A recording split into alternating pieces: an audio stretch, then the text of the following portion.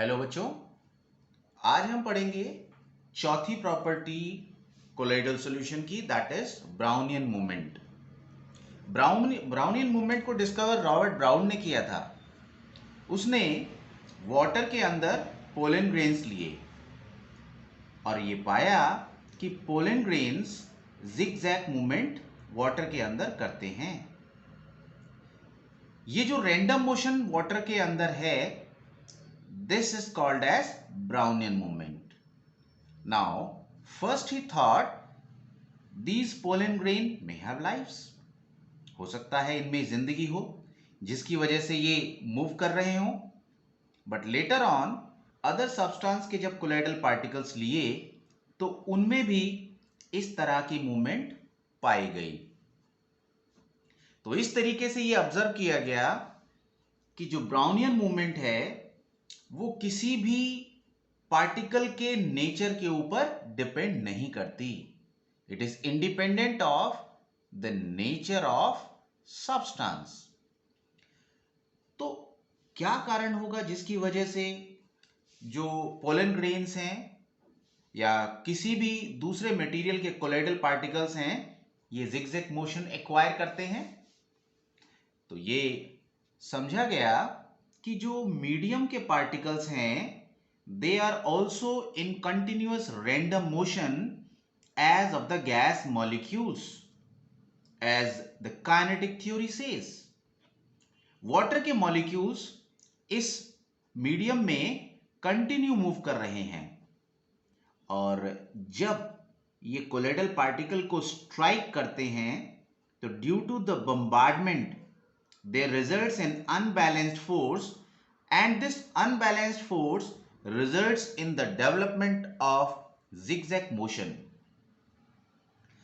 इन colloidal particles को जब समझा गया, इनके साइज का इफेक्ट देखा गया, तो ये पाया कि जितने size of the particle smaller होते हैं उतनी रैंडम मोशन फास्ट होती है। सो the Brownian movement depends on size of the colloidal particle, and secondly जो मीडियम है, जैसे कि हमने यहां वाटर लिया, जितना ज्यादा विस्कस मीडियम होगा उतना वेलोसिटी स्लो हो जाती है। It means secondly it depends on viscosity of the medium.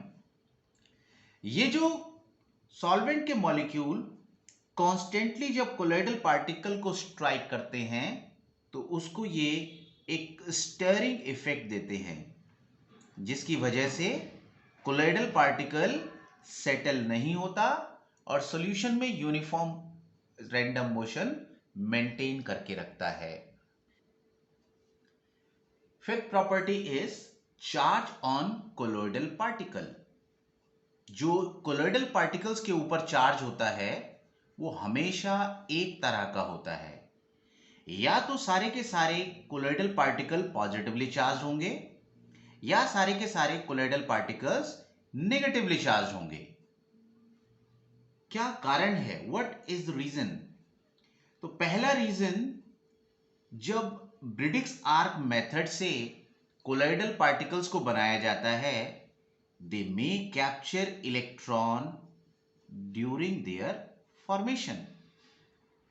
ब्रिडिक्स arc method में इलेक्ट्रोड्स कनेक्ट होते हैं और उनको हाई पोटेंशियल सप्लाई से कनेक्ट किया जाता है और इस तरीके से जब दोनों को हम स्ट्रक करते हैं तो मेटल इवेपोरेट होता है एंड द कोलाइडल पार्टिकल दस फॉर्म में capture electron during this method.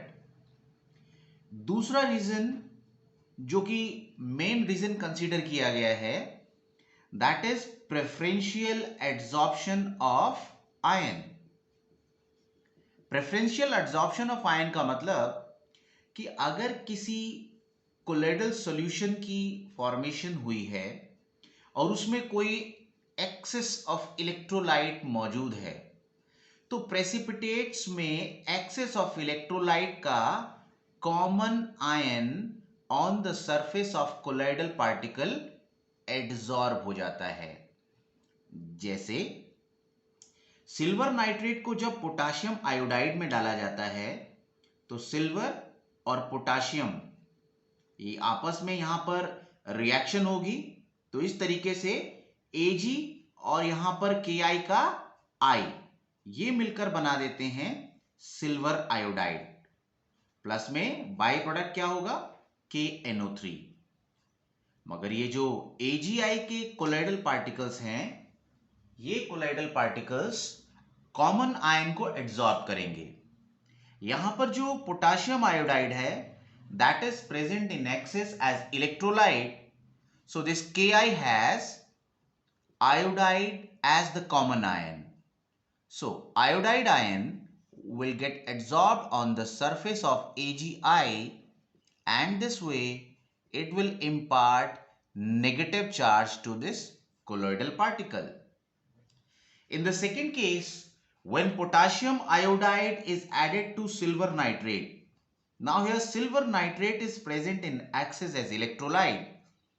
Ki when reacts with AgNO3, again the formation of silver iodide takes place.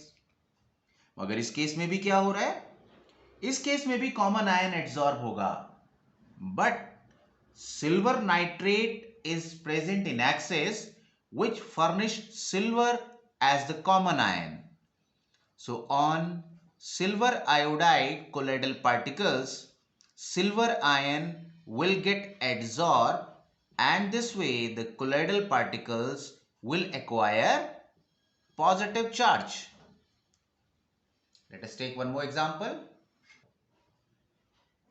When ferric chloride is added to hot water, hydrated ferric oxide thus formed absorbs the ferric ion on its surface, and this way it forms positively charged colloid. But when ferric chloride is added to sodium hydroxide, again the precipitates of ferric oxide, hydrated ferric oxide thus form. They absorb hydroxide ion, and thus the solution becomes negative. जब भी colloidal particles पर common ion adsorb होता है, let this positive ion get adsorbed on the surface of this colloidal particle. This is tightly held, so this layer is called as fixed layer. But its opposite negative ion will also be holding this positive. मगर ये जो negative ion की layer है ये mobile है, that is not so strongly bound. When this particle moves, this layer may move, but it again comes close to this fixed layer, and this layer is called as mobile layer.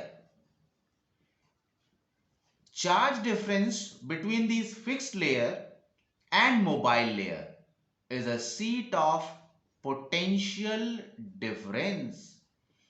जब भी charge का separation होता है तो potential difference create हो जाता है, and the potential difference thus developed between these two layers is called as electrokinetic potential or zeta potential. ZETA, zeta potential. Next property is electrophoresis.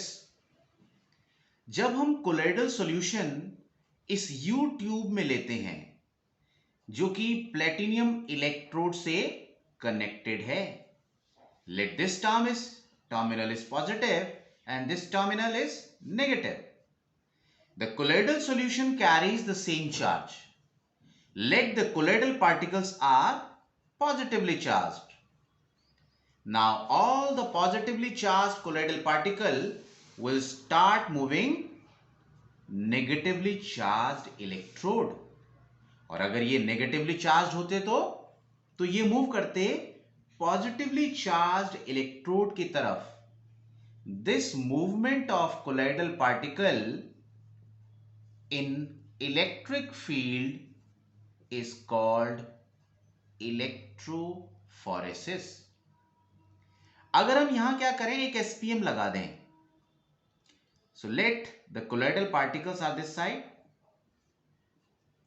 और जैसे ही इलेक्ट्रिक फील्ड लगाएंगे these colloidal particles try to pass through this SPM.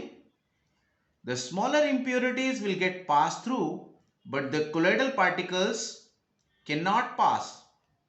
तो होगा क्या, यहां जो liquid रखा हुआ है ये लिक्विड अपोजिट डायरेक्शन में मूव कर जाएगा. इंस्टेड ऑफ कि colloidal particles left to right जाए, जो सॉल्वेंट मॉलिक्यूल है that will start moving from right to left. So the liquid level in this limb will rise and in this limb it will fall a little. This phenomena is then called as electroosmosis. So what has happened? When electric field is applied and the movement of colloidal particle gets stopped by just connecting SPM in between, then the solvent molecules start flowing in opposite direction when electric field is applied. That is called as electro